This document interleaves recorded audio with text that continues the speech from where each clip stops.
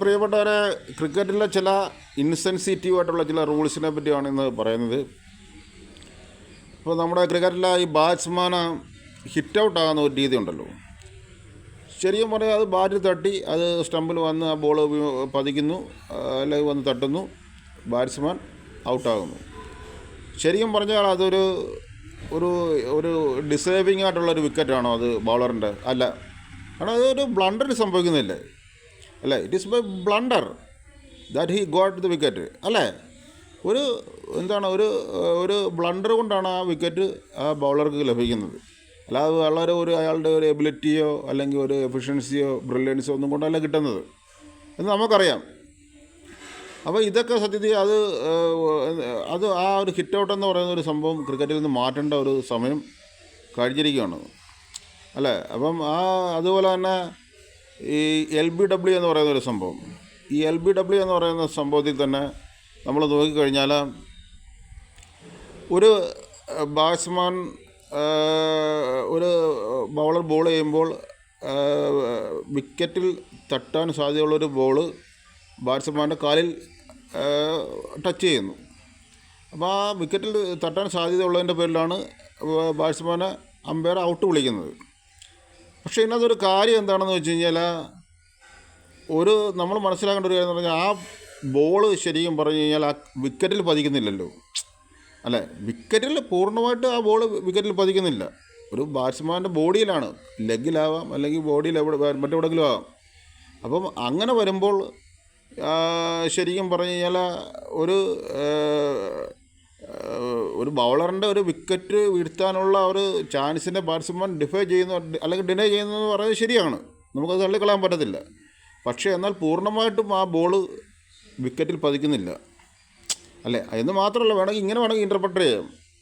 അതായത് ഒരു ബോള് വിക്കറ്റിൽ പതിക്കാതിരിക്കുക എന്ന് പറയുന്ന ഒരു ബൗളറിൻ്റെ ഇൻഎഫിഷ്യൻസി ആയിട്ട്, ഒരു ഇന്നബിലിറ്റി ആയിട്ട്, ഒരു കഴിവുകേടായിട്ട് വേണമെങ്കിൽ നമുക്ക് വ്യാഖ്യാനിക്കാം അല്ലേ? കാരണം കറക്റ്റായിട്ട് ആ ബോൾ വിക്കറ്റ് വീഴുന്നില്ലല്ലോ.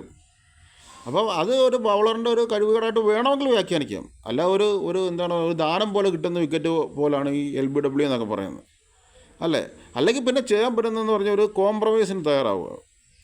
അതായത് ഒരു തവണ ഇങ്ങനെ ഒരു ക്ലിയർ LBW ആകുന്നു, അതിന് ഈ നമ്മുടെ ഫുട്ബോളിലെ കൂട്ടൊരു മഞ്ഞ കാർഡോ മറ്റോ കാണിക്കുക, വീണ്ടും ഇതേപോലെ തന്നെ ഒരു ക്ലിയർ LBW, അതായത് വിക്കറ്റ് വീഴാൻ സാധ്യതയുള്ള LBW, അല്ലാതെ അവിടെ ഇവിടെ ഔട്ട് സൈഡ് ഓഫ് സ്റ്റമ്പ് അല്ലെങ്കിൽ ഔട്ട് സൈഡ് ലെഗ് സ്റ്റമ്പ് അങ്ങനെയൊന്നുമല്ല.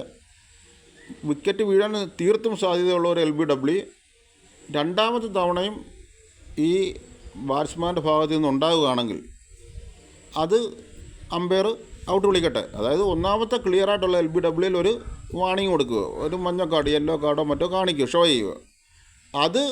അതിന് ശേഷം വീണ്ടും ഈ ബാറ്റ്സ്മാൻ ഒരു LBW ക്ലിയർ ആയിട്ടുള്ള ഒരു LBW ഈ ബാറ്റ്സ്മാൻ്റെ ഭാഗത്തു നിന്നുണ്ടെങ്കിൽ, അല്ലെങ്കിൽ ഈ ബൗളറിന് ഒരു ക്ലിയർ ആയിട്ടുള്ള ഒരു വിക്കറ്റ് ബാറ്റ്സ്മാൻ ഡിഫൈ ചെയ്യുന്നുണ്ടെങ്കിൽ അത് അമ്പയർ LBW വിളിക്കട്ടെ.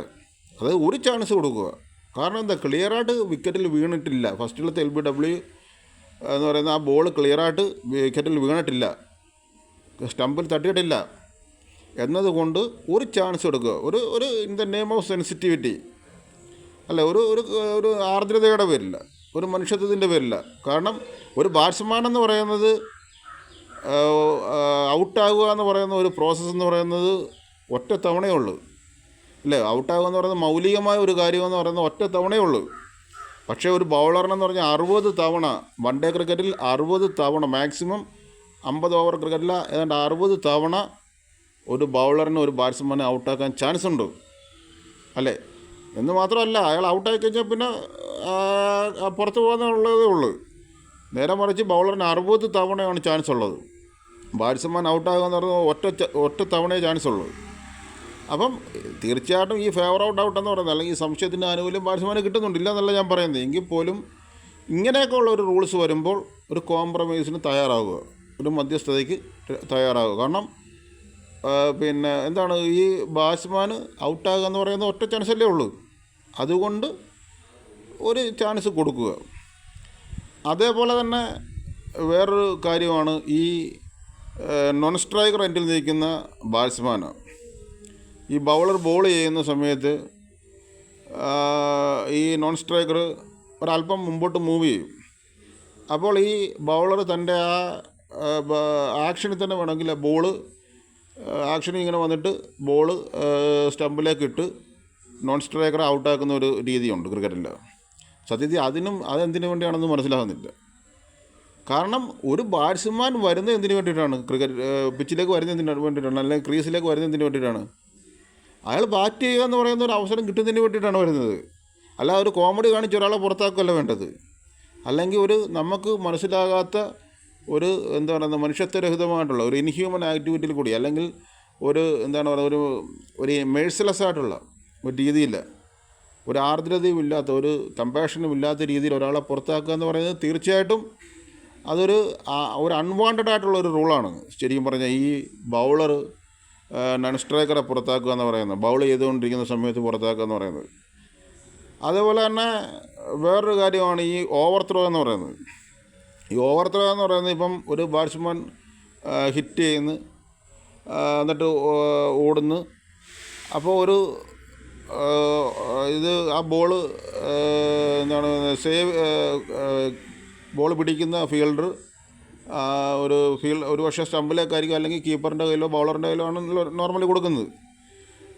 പക്ഷേ ആ ബോൾ പക്ഷേ ആ സ്റ്റമ്പിലോ ഒന്നും തട്ടാതെ, അല്ലെങ്കിൽ കീപ്പറിൻ്റെ ബൗളറിൻ്റെ കയ്യിലോ ചെല്ലാതെ അങ്ങ് പാഞ്ഞു പോവുകയാണ്, പോയിട്ട് ബൗണ്ടറിയിലേക്ക് പോകുന്നു. അപ്പോൾ അങ്ങനെ തന്നെ ഒരു 4 റണ്ണ് ഈ ബാറ്റ് ചെയ്യുന്ന ടീമിന് ലഭിക്കുകയാണ്. സത്യത്തിൽ എന്തിനാണ് കൊടുക്കുന്നത്?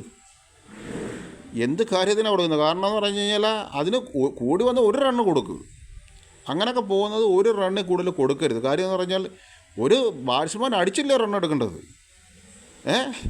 ഇത് ബാറ്റ്സ്മാൻ റൺ അടിക്കാതെ വളരെ എന്താ പറയുന്നത്, ബൈ ബ്ലണ്ടർ ഈ പറയുന്ന പോലെ വെറുതെ 1 റണ്ണ് വെറുതെ ഒരു 4 റണ്ണങ്ങ് കിട്ടുകയാണ്. വെറുതെ 4 റൺസ് കിട്ടുകയാണ്. എന്തിനു വേണ്ടിയാണ് കൊടുക്കുന്നത്? അതുപോലെ തന്നെ വേറൊരു കാര്യമാണ് ഒരു ബാറ്റ്സ്മാൻ അടിക്കുന്ന സമയത്ത് ഈ ക്യാച്ച് ടേക്ക് ചെയ്യുമല്ലോ, സത്യത്തിൽ ഒരു ഫീൽഡറല്ലേ പിടിക്കേണ്ടത്. ഒരു ഫീൽഡറിൻ്റെ ദേഹത്ത് കെട്ടി വേറൊരു ഫീൽഡർ പിടിക്കുക എന്ന് പറയുമ്പോൾ ശരിക്കും പറഞ്ഞാൽ അതും ഒരു പക്ഷേ ഒരു അനാവശ്യമാണെന്ന് എനിക്ക് തോന്നുന്നു. കാരണം ഒരു ഫീൽഡറിനാണ് ശരിക്കും പറഞ്ഞാൽ അവസരം, ഫീൽഡറിനെയാണ് അവിടെ ടെസ്റ്റ് ചെയ്യുന്നത്. അല്ലാതെ ഒരു ബ്ലണ്ടറിൽ കൊടുക്കുകയല്ല ചെയ്യുന്നത്. ഒരു അബദ്ധത്തിന് ഒരു വിക്കറ്റ് കിട്ടി ഒരു ബാറ്റ്സ്മാൻ ഔട്ടാകുന്ന ഒരു രീതി പാടുള്ളതാണെന്ന് നമുക്കറിയത്തില്ല. കാരണം ഒരു ബാറ്റ്സ്മാൻ ബാറ്റ് ചെയ്യുന്നു, അത് ഒരു ക്യാച്ച് ആകുന്നു, ഒരു ഫീൽഡർ ആ ക്യാച്ച് പിടിക്കാൻ വേണ്ടി ഓടി വരുന്നു, അദ്ദേഹത്തിന് അത് പിടിക്കാൻ പറ്റുന്നില്ല, ഡ്രോപ്പ് ആകുന്നു. പക്ഷെ പെട്ടെന്ന് വേറൊരു ഫീൽഡർ വന്നിട്ട് ആ ഡ്രോപ്പായത് അതിൻ്റെ ശരീരത്തിൽ നിന്ന് തട്ടി വേറൊരാൾ വന്ന് അത് ക്യാച്ച് ചെയ്യുന്നു. അപ്പോൾ ആ ക്യാച്ച് എടുക്കാമെന്ന് പറയുമ്പോൾ ശരിക്കും പറഞ്ഞാൽ അതൊരു ബ്ലണ്ടറിൽ കിട്ടുന്നത് പോലെയാണ് പലപ്പോഴും. ചിലപ്പോൾ എന്താ പറയുന്നത്, ഓടി വന്ന് അതേസമയം അയാൾ തന്നെ പിടിക്കുകയാണെന്നുണ്ടെങ്കിൽ ഓക്കെ. അല്ലാതെ വേറൊരാൾ ഒരു അബദ്ധം പോലെ കിട്ടുക എന്ന് പറയുന്നത്, ഇപ്പോൾ തന്നെ നമുക്ക് തന്നെ അത് കാണുമ്പോൾ തന്നെ എന്നൊരു സാധനം നമുക്കുണ്ടാവുമല്ലോ. അല്ല, ഇപ്പോൾ ഈ LBW ആകുന്ന സമയത്തൊക്കെ നമുക്ക് തന്നെ കണ്ടുകൊണ്ടിരിക്കുന്നവർക്ക് തന്നെ അങ്ങനെ ഫീൽ ചെയ്യും, ഇത് എന്ത് പറ്റിയതാണ്. അല്ലെങ്കിൽ ഒരു ഹിറ്റ് ഔട്ട് ആകുന്ന സമയത്ത് ഒരു എന്താ പറയുന്നത്, ഒരു ബൈ ഇല്ലക്കെന്ന് പറയുന്ന ഒരു കാര്യം അല്ലേ, എന്താ പറയുന്നത്, ഒരു നിർഭാഗ്യം കൊണ്ട് പുറത്തായ പോലെയൊക്കെ നമുക്ക് ഫീൽ ചെയ്യത്തില്ലേ പെട്ടെന്ന് കാണുമ്പം? അങ്ങനെ നമുക്ക് ഫീൽ ചെയ്തില്ല. അപ്പോൾ അതാണ് ഇന്നത്തെ ഒരു സംഭവം എന്ന് പറയുന്നത്. അപ്പം അങ്ങനെയൊക്കെ വരുന്ന സാഹചര്യത്തിൽ ശരിക്കും പറഞ്ഞാൽ ഒരു കോംപ്രമൈസ്, അല്ലെങ്കിൽ കഴിയുന്നതും ബാറ്റ്സ്മാന് ഫേവറബിളായിട്ടുള്ള ഒരു വേർഡിക്റ്റ്, ഒരു ഡിസിഷൻ വേണം ഈ അമ്പയറിൻ്റെ ഭാഗത്ത് നിന്ന് ഉണ്ടാകേണ്ടത്. അമ്പയേഴ്സ് ഡിസിഷൻ ഈ ഫൈനൽ എന്നാണ് പറയുന്നത്, എങ്കിലും കഴിയുന്നതും അങ്ങനെ വേണം ക്രിക്കറ്റിൽ നിയമങ്ങൾ വരേണ്ടത്. കാരണം ഒരു ബൗളറിൻ്റെ കഴിവ് കൊണ്ടൊരു വിക്കറ്റ് ലഭിച്ചോട്ടെ, അല്ലാതെ ഈ ബ്ലണ്ടറിൽ കൂടെ ഒരു ബാറ്റ്സ്മാൻ ഔട്ടാകാന്നൊക്കെ പറഞ്ഞ സത്യത്തിൽ കാണുമ്പം ഒരു വലിയ വിഷമം തോന്നും. എതിർ ടീമിൻ്റെ ബാറ്റ്സ്മാൻ ആയ പോലും നമുക്ക് പെട്ടെന്നൊരു വിഷമം തോന്നും. അപ്പോൾ ആ ഒരു സാഹചര്യം ഉണ്ടാകുന്നതിൻ്റെ പേരിലാണ് ഇത് പറയുന്നത്. Thank you for watching.